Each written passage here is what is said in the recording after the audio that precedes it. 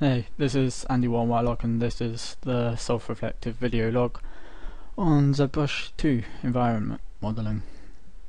So here's my scene, and the original plan was to make a Star Wars themed temple perched on top of a cliff. This was inspired namely by the Duality short film. So as you can see, that aim has been achieved. Everything here has been sculpted, hand textured. It's been zero photo texturing, bar colour picking for naming the cliff faces.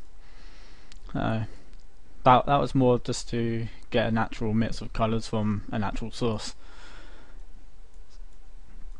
So yeah, the statues were the first main kind of issue with this, namely because of, like, how was I going to deal with breaking a full statue and then having the same statue but broken.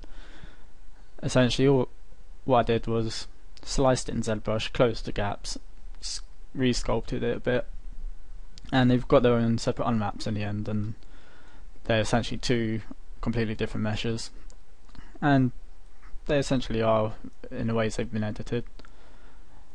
And to bring across the aging, crack the building, I've destroyed big parts of it, as you can see. Tried to add small bits of rubble as well, as you can see, like small little stones, just to kind of bring forward the idea of it all being destroyed. And as you can see, a large chunk that's a part of the original plan. Another big problem at the start was the base color of everything. It was really monotone. It may as well have been black and white, even though it was more yellowy brown. And basically this was just worked upon with a lot of grungy brushes, some cracked brushes which have also been used to add more defined normals with the cracks, and also just using standard brushes at very low thickness values, size values. So basically I've been trying to get an effect of perhaps this area's been blasted off, and this paint's just been wearing away over time. And I've used the lens flare from UDK just to kind of emphasize a strong harsh sunlight, which in turn kind of indicates that perhaps the color variations in these models, in the textures even, like some parts are going to be bleached out, some parts perhaps are going to get darkened. So on the statue, and even on the rocks as well. So yeah, and another problem was also this temple. It was a bit floating. So eventually, when I came around to adding terrain, I had success with tiling before with this cliff face, and through multiple tutorials, and basically I've thought about trying the wave modifier on a plane. So I tesselated the plane, wave modified, and I got a tileable plane as long as I rotated it 180. So then I cloud rendered and noised just to get perhaps a bit of a dirty sound effect, but sound effect nonetheless. So it wasn't a core focus, just because of where it is in relation to everything else in the scene. So that wasn't a biggie there. And also the cliff face, I wasn't too sure on how to kind of avoid this sharp angular edge, apart from adding the mesh and looking at the UDK's Epic Citadel. once you kind of replicate that, but they also did some nifty little trickery. As you can see, it's one model of 3 kind of rocks sculpted in ZBrush, and then I've tried to duplicate part of this texture and gone to brush it into the cliff just to help blending between the landscape and the rocks. So, and as you can see, a thick layer of fog, which helps cover, like, you know, stops you seeing the emptiness below. And it's just one of those extra things that help perceive the illusion of height and high altitude. So here's an actor for the exponential height fog used. As you can see, I've changed the light scattering to a red to kind of like follow the thematical colour in the scene. So, and also it's a stronger contrast to, say, the more paler hues like elsewhere. And then these options are played around with just to get like the correct amount of height and the right amount of fall off, basically. That's all there was to it. And then these rocks were added in. Let me delete the lens flare.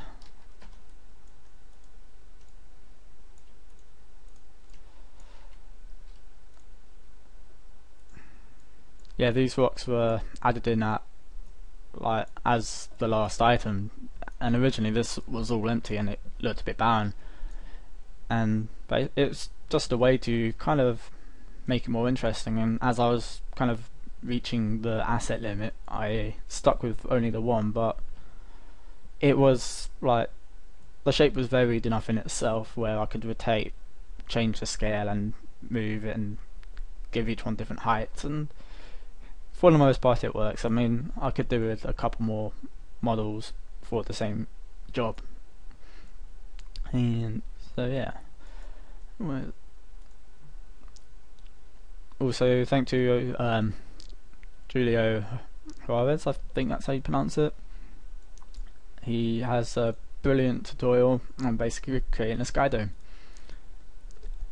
in which is literally half a sphere inverted in 3ds Max and brought in, and CG textures now have CG skies with 3 panoramic sky images, and all you do is grab one of them, wrap it around in Photoshop on the planar coordinates to get a circle like that, and then you create another file creating a mask in each channel. So the red in this case is clouds, the green here's the stars, and the blue is the horizon as you see on the edge.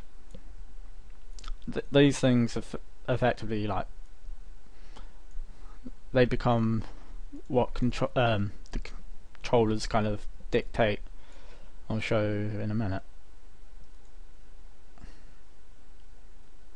as long as it doesn't crash. There it goes. So yeah, here's material for the sky.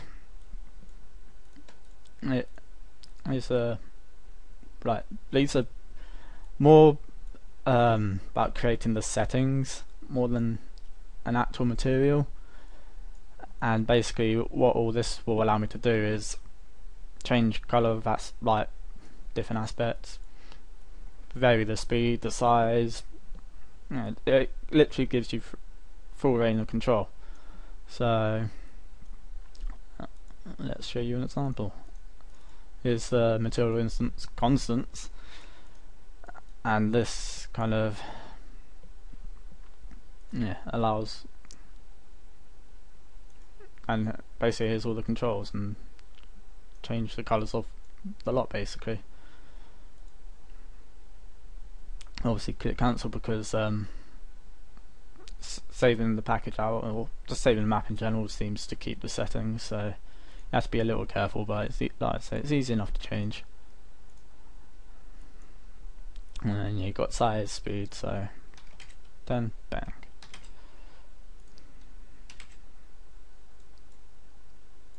Yeah, lagging my computer up a bit, there you go. So you get the idea. The flags were opacity mapped and also was skinned to bones like in the presentation.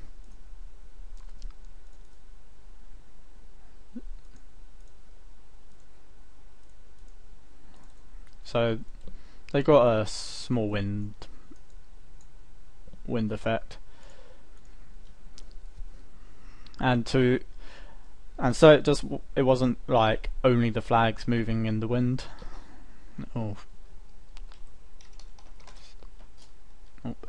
So well, we've got the flags moving. Also added from a material also in UDK. Added that to a panel, which basically imitates. Well, I say imitate. It looks like there's a faint bit of dust flying across between the temple and the walkway, just to give an extra little bit of atmosphere. Basically, that's all there was to it. It's very faint to see, but it is there. You can see it more towards the side. And also, one last thing I want to show is you might notice faint shadows. Put a system in place which, it's more noticeable in the sound once again, which fakes the dynamic cloud shadows basically, which fits in with the whole skybots and the direction it's moving as well. So although this was also done a little bit different as well, because had to go into the light and originally had a skylight and I had to change it to a dominant directional light because you couldn't add a light function. So got that sorted. Had to rebuild the lighting, etc., but that wasn't no biggie. And all this was a cloud render texture in Photoshop, and then as you can see the shader in here. So two of these, one smaller, one bigger, it gives the variation, and then these basically control the contrast / saturation of the clouds basically. So give you an example. So 0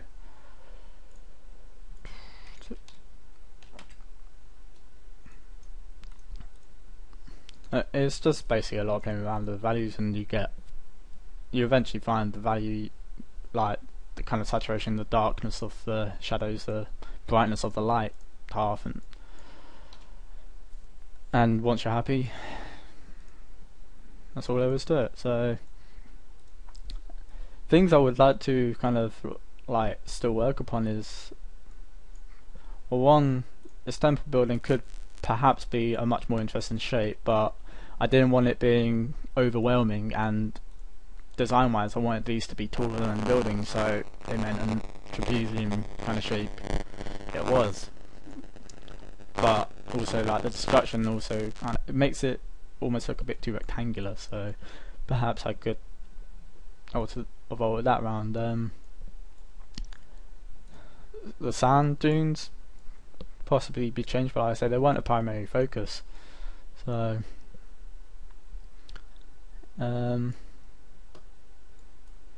like just more rock variation. There's just like areas where there's repetition, switch around, make just like